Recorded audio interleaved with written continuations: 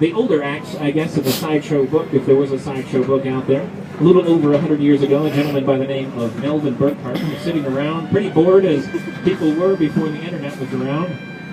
And, well, he happened to have a hammer around, kind of like this one.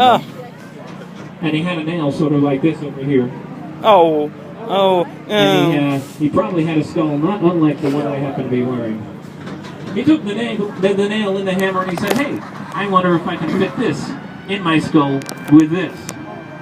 And he did, and I'm going to right now for you. I'm going to drive this nail right into the center of my skull. Do it! Before we get too far, there's some people getting a little too excited out there. We're going to give you a little lesson in anatomy because you missed a little bit in school, I think. The middle of your skull is not right here, ladies and gentlemen. Nope. This is called lobotomy, and we're not that kind of show. The middle of your skull is more around this area right here, and this is exactly where the nail is going to go. It's not going up. It's going straight back, past my nose, past my septum, about 4 or 5 inches back. It's going to make the tone right in the base of my brain. So here we go, 4 years old. This is called the human blockhead. And you know what? Before I get too far, I always forget about this part.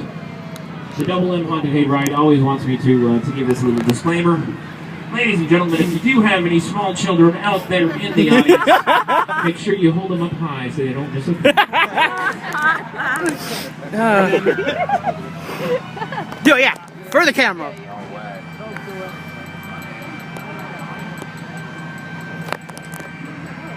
Oh my God. Oh. Pretty good start there. As you can see, I already had a pilot hole kind of made up already there. It's a good few inches in there. I do think, though, I have a little more space behind my face. I like to stop about halfway in because I see far too many people out there hiding behind their family members or their hands or something like that. And I really would hate for you to miss a thing. So I'm going to drive the rest of the nail in with the microphone. What, huh? So you can hear every rat-a-tat-tat this. Oh, great. This wonderful. Guy makes against my skull. So here we go. Oh my God. That's not a sound effect, that's the back of my head. Echoing right back at you. I'm going to kind of mosey around here so you can get a little closer look at this. The reason I like to show you up close here, because a lot of people think that this is a trick. A lot of people come up to me after the show and say, hey, Laszlo, that was a really cool trick you did with the nail. Well, I assure you, I'm not talented enough to pull any kind of tricks off. This is really happening. I know. They would love this so much. They would love this. In case there are any skeptics still in the audience, I've got one little piece left for you all. I'm the only human blockhead in the world that can do this next little bit. Human blockhead. This nail is going so far back into my head that it's actually touching a group of muscles right back here. The same group of muscles you learn to use to wiggle your ears without your hands. I've learned to use these muscles to wiggle this here nail while it's embedded into my face. So watch closely. It's very slight and very subtle. It's very, very cool. Everybody's trying to get Boogie out of the nose, and I'm putting it back in. Watch the beat. Yeah. Mom is awfully proud. Okay, here we go. Let's move right along. Let's get it out there. Oh! Oh, gosh! There you go. I told you she was patient with me. Well, that there act is about 100 years old, like I said. In that 100 years, though, there have been quite a few innovations in the world of tool design. So these days, I say, why use a hammer and a nail when you have a power drill? Oh, is it? Oh, gosh. Hey, look at that. I have a power drill. Let's see what kind of trouble I can get into.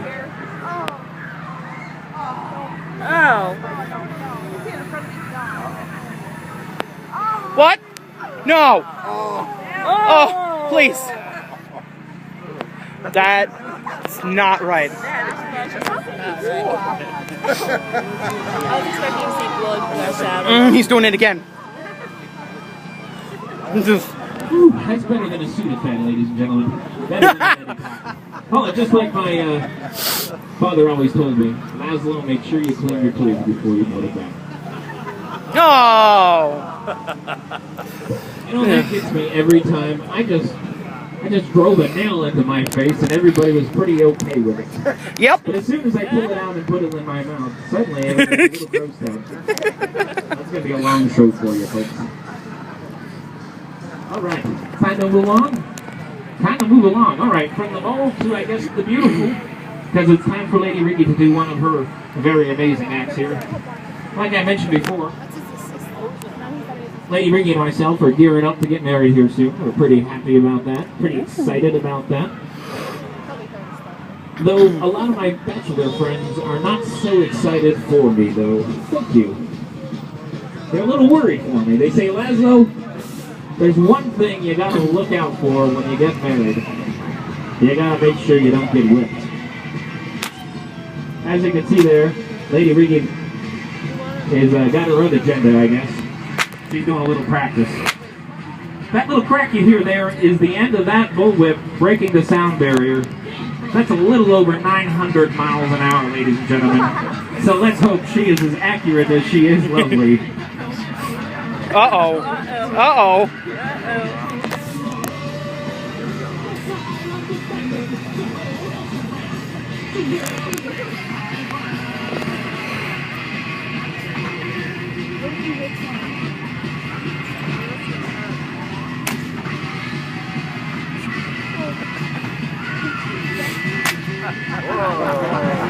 Whoa! That's right, she's Lady Riggy, everybody. I'm always happy when she does not miss. She's not done with you yet, though.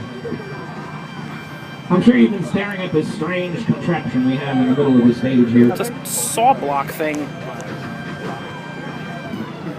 This is our second year here at Double M. Since you saw us last year, Lady Riggy and myself have been fortunate enough to have quite a worldwide little tour behind us. We played in some very interesting places like Ripley's Believe It or Not from some very interesting people. Ooh. And we brought back with us some of the cool things we learned about other cultures.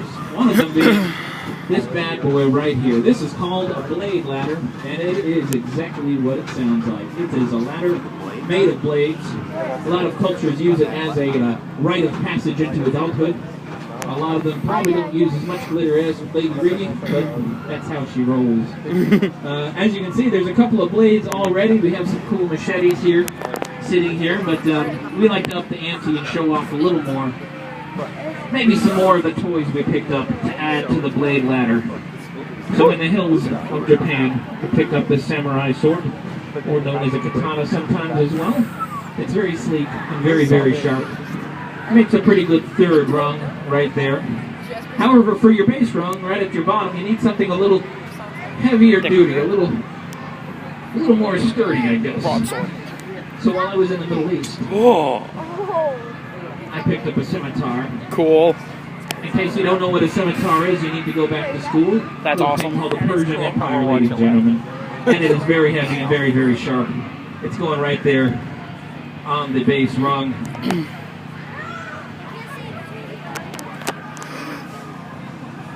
As you can see, Miss Lady Riggy is removing her shoes. Her little piggies are going to brave the very cold and wet ground, and things are actually going to get a lot worse real soon for them.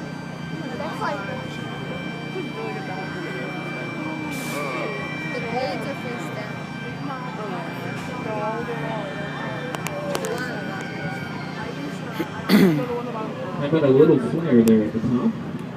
That's why we call her the Blade Ballerina, ladies and gentlemen.